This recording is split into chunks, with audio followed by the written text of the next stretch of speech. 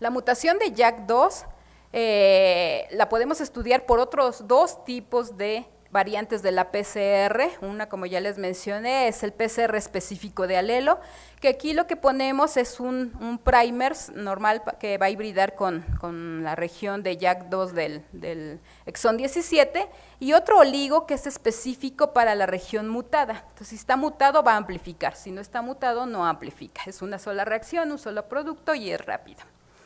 La otra modalidad es un PCR acoplado a RFLPs. Esto es una reacción acoplada a una enzima de restricción. Hacemos un PCR, amplificamos un producto y este producto lo cortamos con una enzima de restricción que si está presente la mutación no lo detectamos, o si está ausente la detectamos, dependiendo. Entonces, estas otras dos modalidades.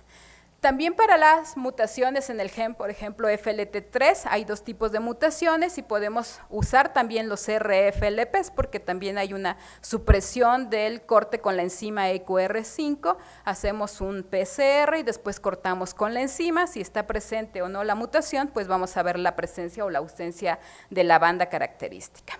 La otra modalidad es hacer un PCR simple para la duplicación en tándem interno del gen FLT3 y después, en lugar de hacer un corrimiento en un gel de agarosa que no nos permite identificar la duplicación, hacemos un corrimiento en un gel de poliacrilamida por un polimorfismo conformacional de cadena sencilla y podemos ver la duplicación de este gen que es debida a una mutación. Y todas estas modalidades son cualitativas. El resultado es simple, positivo o negativo para el gen que estamos estudiando. Y si ya queremos saber qué cantidad del gen de fusión o qué cantidad del alelo mutado tenemos, recurrimos a las técnicas cuantitativas, que el mejor ejemplo es el PCR tiempo real. El PCR en tiempo real, hay diferentes plataformas, esta es la más usada y esta se basa en que es una PCR normal con una secuencia de oligos, pero además lleva incluida una sonda que en este caso en el sistema Tacman, que es el que les ilustro aquí, está marcada con dos fluorocromos, un reportero y un quencher, que cuando se pegan a la secuencia que se está duplicando, a la secuencia que se está amplificando, la fluorescencia se desprende y es detectada por un equipo que lee la fluorescencia. A medida que los ciclos se van aumentando, vamos obteniendo mayor cantidad del producto que nos interesa y el equipo nos va generando gráficas como esta y basadas en estos valores, pues es como vamos sacando la cantidad que tenemos del producto amplificado y por lo tanto la cantidad del gen de fusión que estamos estudiando. El mejor ejemplo que usa esta técnica es la cuantificación de BCR-ABL. Y el punto álgido del tiempo real es la comparación contra un gen control. La cantidad del transcrito de fusión lo vamos a cuantificar usando un gen control normal, que tiene que ser un gen que tenga una expresión similar que BCR-ABL, o sea, una expresión similar en células hematopoyéticas, que sea constitutivo, que no tenga una variación de acuerdo a la edad o sexo del individuo, y con este gen normal que usamos vamos a normalizar nuestras copias de BCR-ABL y sobre ese vamos a tener el resultado, que puede ser como número de transcritos o como porcentaje de copias. Algunos de los genes control usados para estas reacciones es ABL, beta-2 microglobulina o este otro. Antiguamente se usaba actina, pero por su tipo de expresión ha dejado de ser recomendado. La secuenciación de DNA. El método original usaba también una marca radioactiva, actualmente ya hay secuenciadores automáticos que lo que usan son marcas fluorescentes y los equipos van a detectar la fluorescencia emitida por los diferentes tipos de base y como producto de la secuenciación vamos a tener estas gráficas que se denominan electroferogramas y usando algún software de la computadora podemos determinar qué base es la que está alterada. Actualmente estos métodos de secuenciación automática pues son bastante rápidos, en cada corrida podemos detectar hasta 700, 800 nucleótidos y sus aplicaciones principalmente son para identificar mutaciones, secuencias de genes o genomas completos, secuenciar genomas completos de diferentes especies. Hay diferentes estrategias. Nosotros, para lo que nos interesa el diagnóstico, lo más fácil es secuenciar los productos de PCR para identificar mutaciones, aunque también podemos subclonar directamente el DNA genómico, o las técnicas genómicas también usan la secuenciación por un método de chromosome walking, caminando sobre el cromosoma, haciendo diferentes cortes y identificando el gen que se localiza a lo largo del cromosoma.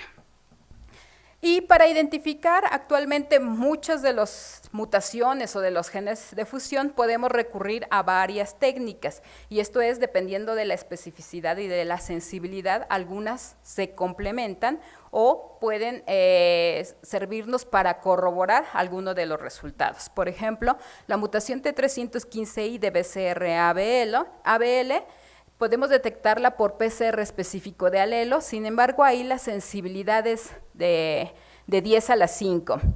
Por PCR acoplado a enzimas de restricción y la sensibilidad disminuye. ¿Por qué? Porque aquí necesitamos mayor cantidad del alelo mutado, porque la técnica así lo requiere, una mayor cantidad del DNA del alelo mutado, por eso su sensibilidad va a ser menor. ¿Y qué pasa con la secuenciación? Para corroborar estos resultados, pues podemos secuenciar el fragmento de tirosineasa que tiene la mutación, pero la sensibilidad también es baja. Porque si la secuenciación es el estándar de oro para la detección de mutaciones, tiene una sensibilidad tan baja? Debido igual otra vez a la cantidad del alelo mutado que está presente. Generalmente la cantidad del transcrito de fusión es baja y la cantidad del transcrito de fusión mutado es mucho más baja. Entonces, por eso la mayoría de las veces no puede detectarse por secuenciación. Aquí en este caso lo que se podría hacer es subclonar, y entonces ya tendríamos mayor cantidad del gen para poder detectarlo o corroborarlo. Pero podemos usar una u otra técnica y ambas se complementan. Y pasamos al concepto de enfermedad mínima residual, que en los pacientes oncohematológicos, una vez que han alcanzado la remisión clínica completa, pues este parámetro pues, nos va a servir para determinar si todavía hay o no células leucémicas. Y aquí entramos al concepto de enfermedad no detectable. ¿Por qué enfermedad no detectable? Porque ya no la vemos por un simple frotis, ya no vemos la morfología característica que presentaba el paciente en la muestra basal, y además por los métodos que estamos usando en el laboratorio, tampoco vamos a detectar la enfermedad a ese nivel. Y esto se refiere a que cuando el paciente es diagnosticado, pues la cantidad de células leucémicas va a ser muy alta. A medida que el paciente entra en remisión o va transcurriendo el tiempo y tiene una buena respuesta al tratamiento, pues esta cantidad de células leucémicas va disminuyendo y va a estar por abajo de nuestro límite de detección de la prueba de laboratorio. ¿Qué marcadores podemos usar para detección de enfermedad mínima residual? Inmunoglobulinas y TCR sobre DNA. Tienen ventajas y desventajas. Las ventajas es que puede ser específico de cada paciente. La desventaja mayor es que es muy laborioso, es costoso y puede tener modificaciones por la evolución clonal que tiene la enfermedad. Los genes de fusión, como ya les mencioné, los que están basados en DNA, principalmente para linfomas. El DNA es mucho más estable que el RNA, entonces es una gran ventaja. También es específico del paciente y está relacionado con la neoplasia.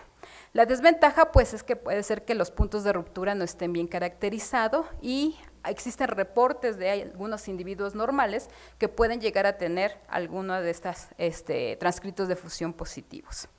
Los transcritos de fusión estudiados en RNA, como BCR-ABL, pues la mayor desventaja es que no es específico y puede tener inestabilidad del paciente por la cantidad del transcrito que tenemos. Entonces, dependiendo de eso, pues bueno, eso es lo que usamos.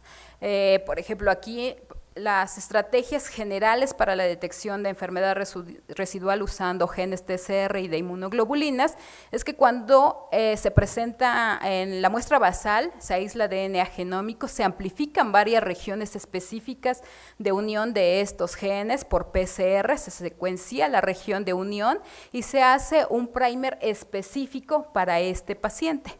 Una vez que se le da tratamiento al paciente, pues alcanza una remisión y aparentemente pues la remisión es clínica. En este momento volvemos a hacer una extracción de DNA, vamos a hacer un PCR con este oligo específico que ya diseñamos al inicio y pues si continúa habiendo células residuales, pues esto nos va a dar positivo. Si ya no hay células residuales, pues va a ser negativo. Pero aquí influye el problema de la clonalidad de estas células. Obviamente para caracterizar este primer que vamos a diseñar, pues tenemos que secuenciarlo y hacer otra serie de metodologías. Pero una vez que tenemos este primer, incluso lo podemos usar para tiempo real.